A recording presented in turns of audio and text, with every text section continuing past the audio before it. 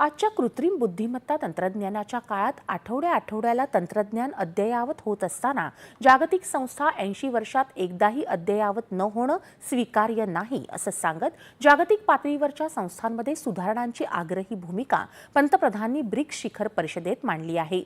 ब्राझीलमधल्या Rio दी जानेरिओ इथं काल 17व्या BRICS शिखर परिषदेला सुरुवात झाली।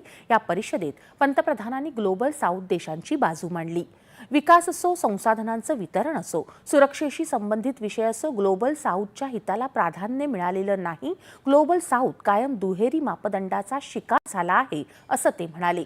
20व्या शतकात स्थापन झालेल्या जागतिक संस्थांमध्ये 2/3 मानवी समूहाला पुरेसं योगदान मिळालेलं नाही। ज्या देशांचं वैश्विक अर्थव्यवस्थेत मोठं योगदान आहे त्यांना निर्णय प्रक्रियेत सामावून घेतलं जात नाही असं पंतप्रधान म्हणाले।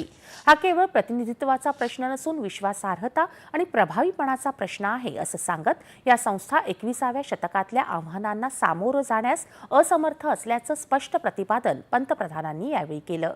जगाला बहुध्रुवीय आणि समावेशक जागतिक व्यवस्थेची गरज असून याची सुरुवात जागतिक संस्थांमधल्या व्यापक सुधारणांपासून झाली पाहिजे अशी भूमिका त्यांनी यावेळी मांडली।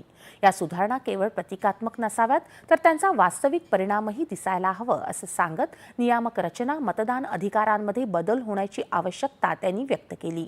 संयुक्त राष्ट्र सुरक्षा परिषद, जागतिक व्यापार संघटना, बहुउद्देशीय विकास बँकांसारख्या संस्थांमध्ये सुधारणांसाठी ब्रिक्स समूहानं प्रयत्न करायला हवेत असं पंतप्रधान म्हणाले। भारतानं कायम अखिल मानवतेच्या हितासाठी काम करणं आपली जबाबदारी मानली असल्याचं त्यांनी अधोरेखित केलं। ब्रिक्स देशांसोबत रचनात्मक योगदानासाठीची वचनबद्धता पंतप्रधानांनी व्यक्त केली। परिषदेत ब्राझीलच्या राष्ट्राध्यक्षांनी पहलगाम हल्ल्याचा निषेध केला। आंतरराष्ट्रीय व्यवस्था 21व्या शतकातील नवी बहुध्रुवीय वास्तविकता दर्शवत नसताना त्यामध्ये सुधारणांसाठी योगदान देणं ही ब्रिक्सची जबाबदारी असल्याचं लुल्ला दा सिल्वा यांनी यावेळी सांगितलं।